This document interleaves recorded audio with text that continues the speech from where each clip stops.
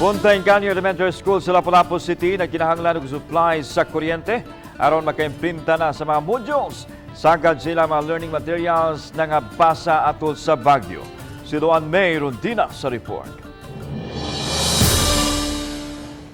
Muabot sa 60% sa mga classrooms sa Punta Engano Elementary School ang naapektuhan sa Bagyong Odette. Labing nangagusbat ang duha ka mga classroom sa grade 6 nga nahimutang sa 4th floor ug ang usa ka classroom sa grade 4 nga nahimutang sa 2nd floor sa HE room. Nangabuak usab ang mga bintana sa Gabaldon building. Samtang natumbahan sa dakong punuan sa kahoy ang usa ka classroom sa kindergarten. Kay daghan sa mga kahoy sulod sa tunghaan ang nangatumba, nangaguba usab ang mga learning park. Tungod niini, daghan sa mga gamit sa mga tunghaan ang nangabasa sama sa mga bond papers ug mga learning materials. Dili lang ang mga learning materials ang nangabasa dihang gilangkat sa Bagyong Odette ang tibok atop ni ining maong classroom kundi lakip na mismo ang mga evacuees nga gipahimutang dinhi niadtong higayuna gani dayag pa ang pipila sa mga butang sa mga evacuees nga nahabilin karon dinhi.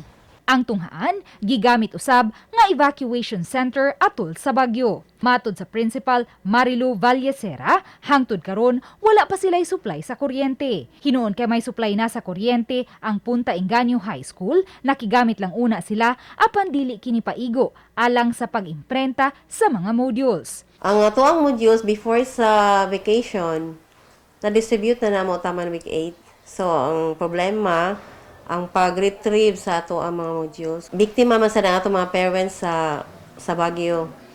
So ang ilasang mga balay wala na sa mga ato. So nabasa gyud siguro ang mga modules. Ang Punta Engano usa sa mga barangay nga nahiagom og dakong danyos atol sa Bagyong Odette. Gibanla sa kabaybayunan sa Punta Engano ang upat ka mga dagkong barko nga hangtud karon wala pa makuha. Gawas nga wa pa mabalik ang supply sa kuryente sa dapit, wala pa usab mabalik ang internet signal, busa maglisod ang mga magtutudlo pag-contact sa mga ginikanan.